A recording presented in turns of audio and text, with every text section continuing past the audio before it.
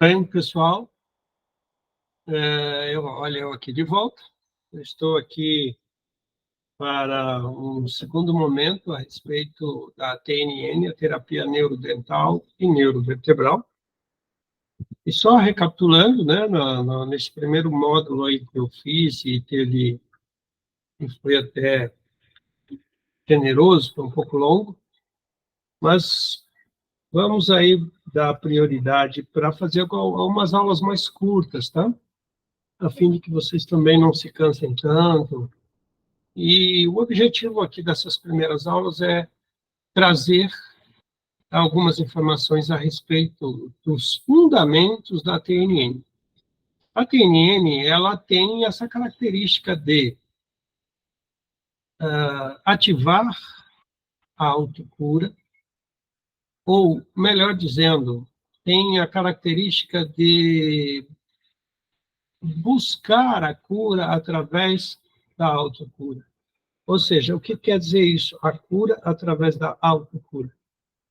Que é uma maneira de que nós, como terapeutas, podemos ajudar as pessoas a terem uma compreensão das origens das doenças, dos comportamentos, o que causou emocionalmente naquela pessoa ou o que vem causando durante uma primeira situação traumática que essa pessoa possa ter vivido e às vezes ela nem está se lembrando.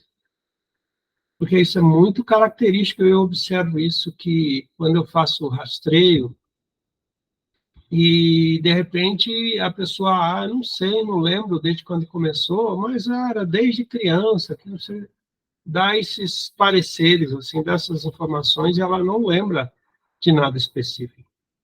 Mas acontece muitas vezes da pessoa ativar algumas lembranças quando você traz um momento específico para ela, ok? A infância é muito amplo. Mas quando você consegue buscar uma resposta conclusiva ali, de que sofreu um trauma relacionado àquela doença ou aquele sintoma emocional em tal período da vida. Então, não é uma adivinhação. É, sim, um contexto pautado justamente no que o corpo realça, da maneira que o corpo se manifesta. O corpo sempre vai te dar uma resposta positiva ou negativa. Então, quando você aprende a calibrar o corpo da própria pessoa, ou você está ali diretamente nos pés, fazendo as perguntas, após o alinhamento do corpo, porque é fundamental que o corpo esteja plenamente alinhado. Talvez você não saiba, quando é à distância, se o corpo está alinhado ou não, mas dá para você ter algumas referências. Uma delas é verificar, após a conexão, após a autorização que a pessoa passa, e essa pessoa ela pode ser um paciente, para quem é profissional na área da saúde, ou do cliente em si, que no nosso caso, somos terapeutas alternativos, integrativos, holísticos. E o holístico não tem nada a ver com místico, o holístico tem a ver com uma visão holográfica, uma visão mais ampliada, uma visão mais expandida a respeito de um comportamento ou uma doença. Então, isso é o holístico em si. Isso vai desmistificar algumas crenças que às vezes as pessoas são influenciadas por palavras e opiniões de outras pessoas que não sabem nem o significado da palavra e influencia outras pessoas negativamente, instalando crenças que impedem a pessoa até mesmo de prosseguir adiante, porque ela interpretou aquilo como sendo algo fora do conceito de crença, de religião, de comportamento, enfim, N coisas. Bom, mas voltando, eu quero te dar um exemplo, como, por exemplo, semana passada eu atendi uma pessoa, uma comissária de bordo, que apresentava algumas dores localizadas, uns problemas no joelho esquerdo principalmente, e ela dizia assim: bom, eu tenho um problema no joelho que se agravou quando eu fui para a academia, eu peguei um peso, tipo uma barra, né, pus no ombro e comecei a dar uns saltos. Parece, você já tinha uma certa sensibilidade com um certo desconforto nesse joelho, ainda você pega e vai fazer um exercício dessa forma, você está causando um estresse muito grande na região. Mas eu falei, só que tem o seguinte, tudo que você treina, você fortalece. Então, pelo jeito, você treinou e não fortaleceu. Então, hoje em dia, vem muitas pessoas falando assim, eu preciso fortalecer a musculatura para melhorar. Mas eu quero ver se a musculatura que você está fortalecendo é a musculatura que realmente dá força no seu joelho. E aí eu comecei a trazer umas informações muito preciosas que eu vou passar para vocês hoje sobre o músculo direito e esquerdo na lateral da coxa, que pega um pouquinho na lateral da nádega e vai até o joelho. E ele chama glúteo médio, esse músculo. Então, o glúteo médio, quando ele está enfraquecido, ele passa a dar uma instabilidade no joelho, ao ponto de que, às vezes, a pessoa não se sente confiante, sentir medo de abaixar, sentir dor, porque o músculo em si, que sustenta a articulação da rótula, da patela em si, faz com que ela sinta dor ou desconforto, ou sinta um medo terrível de repente, danificar mais ainda, sentir uma dor pior. Então, e é muito característico, então, esse glúteo médio. Deixa eu ver se eu tenho aqui algo que possa mostrar para vocês.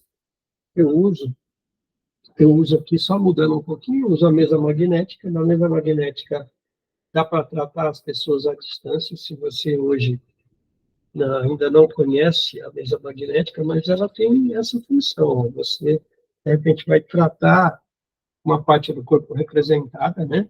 Aqui, põe o nome da pessoa, a data de nascimento, ou se a pessoa estiver junto, você pode colocar um fio de cabelo, nome, data de nascimento, ou até uma unha que mostra o DNA da pessoa, tá?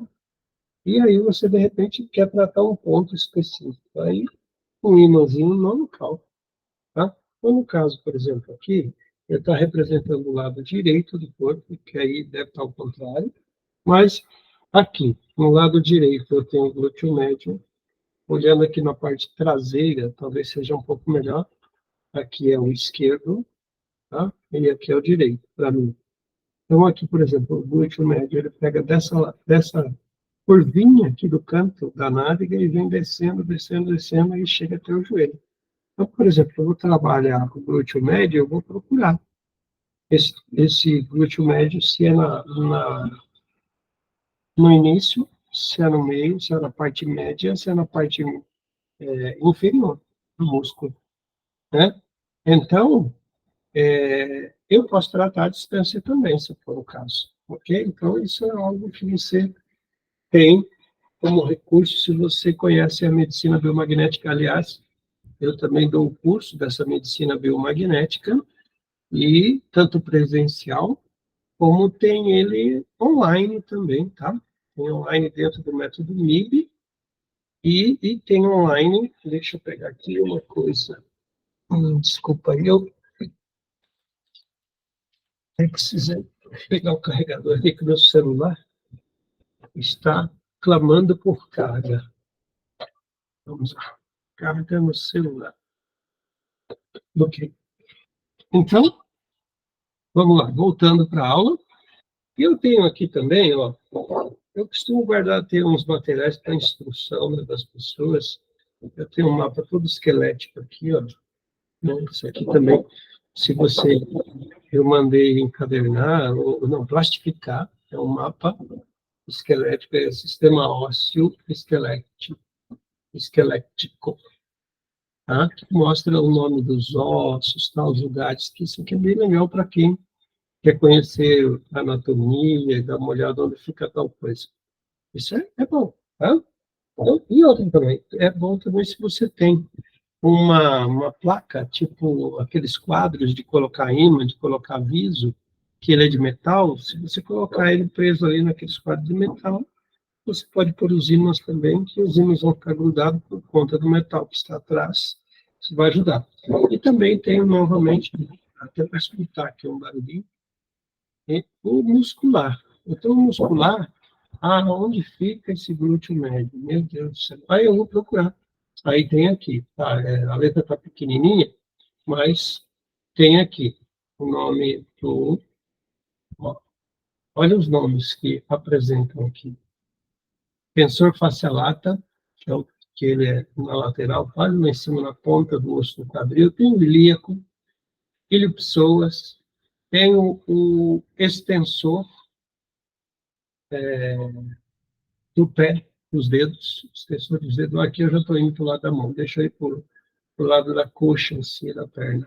Tem o pectíneo, tem adutor longo, tem o sartório, tem o adutor magno, tem o grácil, né? E vai lá. Tem o vasto lateral, tem o, o, o glúteo médio, tem o reto da coxa, tem o vasto medial, tem o tensor do quadríceps da coxa, e assim por diante, vai descendo, vai descendo. Então, é bom ter sempre uma revistinha, uma imagem de toda a musculatura, e também a parte escrita também, é bom ter, tá? Você que é terapeuta, eu tenho uma pasta aqui que vai falar sobre tudo isso, sobre a musculatura.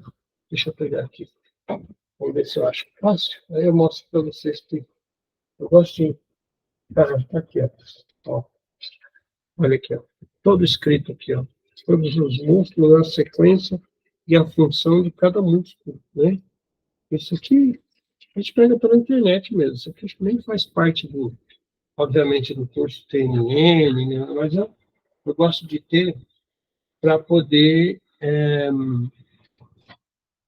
de repente, tirar alguma dúvida, né? Então, aqui está dividido por membros inferiores. Olha aqui, glúteo médio. Ó, eu tenho o glúteo médio, eu tenho o glúteo máximo, o glúteo médio e o glúteo mínimo. O glúteo máximo é a extensão, hiperextensão e rotação lateral da coxa. Ele tem, ele tem uma inserção no fêmur e no iliotrato iliotibial. O glúteo médio que eu falei para vocês é uma abdução da coxa na face lateral do ilho, junto com uma inserção com o trocânter maior, e ele se liga no nervo glúteo superior. Então, esse músculo aqui, ele é literalmente um músculo importante para dar reforço no joelho. Então, essa comissária que veio para ele atender, eu, além de verificar nos pés, né, para ver se estava alinhadinho, se estava bem, o corpo estava alinhado, para eu poder obter as respostas que eu trabalho. Eu gosto de trabalhar bastante nos pés. Mas eu tenho alunos e alunas que trabalham só ali do lado da pessoa, fazendo um rastreio com a própria mão do terapeuta, os dedos em si, fazendo o teste ORG, fazendo o teste dos dedos, né, o teste da fricção. Tem várias maneiras de você captar uma informação, como um sim, um não, e é o que nós precisamos. Desculpa. É o que nós precisamos, de ter respostas binárias, sim e não. Aí, se eu pergunto, eu calibro a pessoa, e eu tenho que estar com o corpo dela alinhado. E na maioria das vezes, quando a pessoa vem fazer a terapia, ela tem uma perna mais alongada, ou ela tem uma perna mais curta do que a outra, e essa, a perna mais curta, todo mundo encara como, é normal, nossa, o médico viu, me falaram que eu tenho uma perna mais curta do que a outra. E, ok, isso não é uma verdade absoluta. A menos que a pessoa tenha tido algum acidente, perdeu o osso, teve algum encurtamento de nervo, aí você começa a olhar para tudo isso como até, digamos, como normal. Mas também não é que dá para fazer tratamento, tá? Mas o foco aqui é o seguinte: quando você for fazer um rastreio no corpo da pessoa, os pés têm que estar completamente alinhadinhos, o corpo também. Então, eu verifico a postura do ombro, eu olho para a pessoa em pé para ver se tem um ombro mais caído do que o outro. Se ela tem um ombro mais caído do que o outro, certamente a perna dela vai ter uma diferença grande também lá embaixo nos pés. Porque o corpo busca trabalhar um equilíbrio.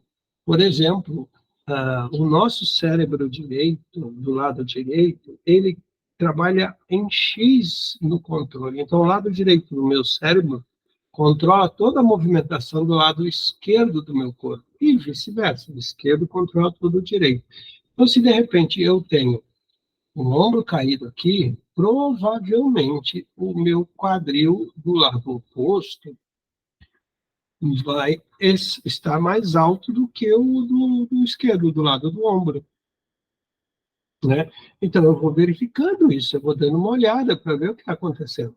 E, às vezes, pode não ter uma relação, porque se eu olho para a pessoa, ela também, olhando por trás, nas costas dela, isso estou falando de um atendimento presencial, né? Que aí é um atendimento um pouco mais enriquecido, porque nós estamos trabalhando com o visual também, o sinestésico, né, o tato lá nas costas, tudo mais.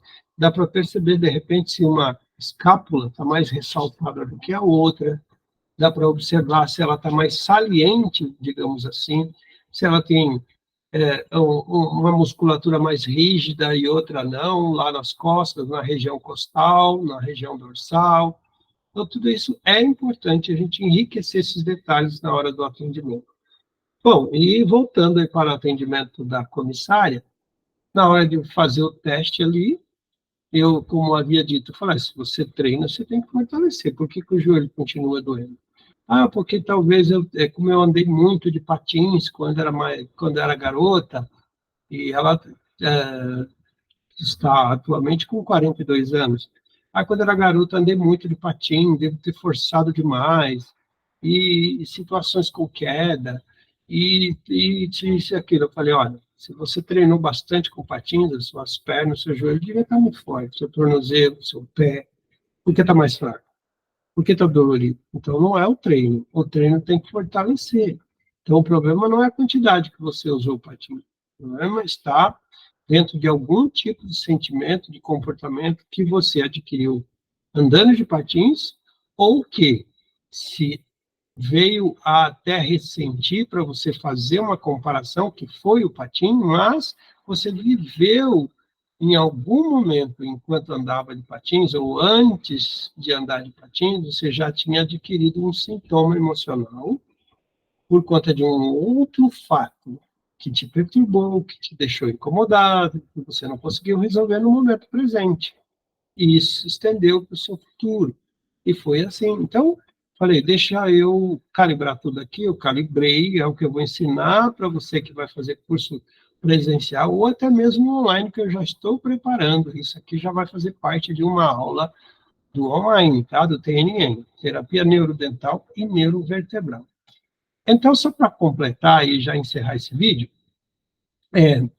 ele tem uma característica do joelho em si, por conta de um sentimento de impotência e desvalorização. Aliás, não só o joelho, toda a parte de articulação muscular. musculatória e nervosa, cartilagem, tendões, tudo tem a ver com um sentimento de impotência, desvalorização ou autodesvalorização. Um, dois ou três juntos, um só impotente, se sentindo impotente em relação a uma situação, ou se sentindo impotente e desvalorizado, ou se sentindo impotente, desvalorizado e altamente desvalorizado, que aí ela teria que ter uma dor mais para cima, mais na região indo em sentido ao pescoço e à cabeça. Então, aí eu fui lá puxar isso. O que que ela sentiu? Ela se sentiu impotente e desvalorizada.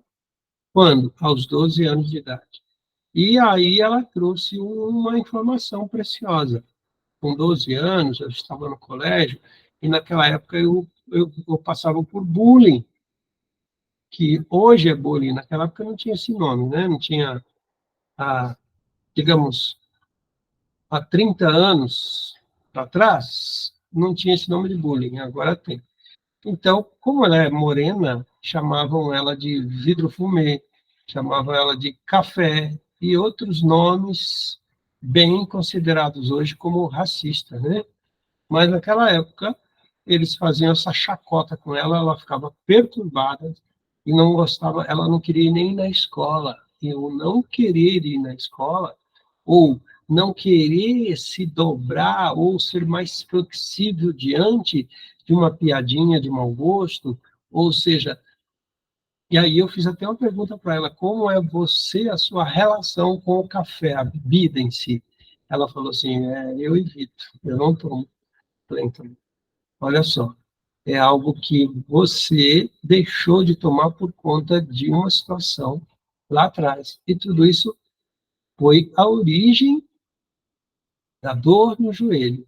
Nossa, é verdade, tal, sim. Aí eu comecei a desbloquear, fazer o desbloqueio, ajustar tudo ali, que é coisas que eu também ensino no curso, e ela simplesmente foi sentindo repuxar a musculatura, e depois eu ensinei ela a reforçar o músculo que eu falei para vocês, o glúteo médio direito e o glúteo médio esquerdo. E ela saiu da primeira sessão já completamente sem dor no joelho. Então, vejam, percebam isso, que o quanto é importante a gente buscar conhecimento e perceber que isso não é nada complicado, desde que nós tenhamos a orientação direcionada de uma maneira que a gente possa alcançar um resultado, uma avaliação muito rápida e já trazer um resultado também rápido. Ok? Então, eu vou me despedir dessa aula e espero que tenha feito um grande efeito para vocês, para saber que a anatomia, a percepção, o, o, o, o visual, o auditivo, o saber ouvir, tudo isso vai fazer a diferença na hora da terapia. Então, vamos lá, deixa eu encerrar aqui, parar de gravar, porque eu estava aqui gravando para a próxima aula. Vamos lá. Aguardem aí que daqui a pouquinho eu volto.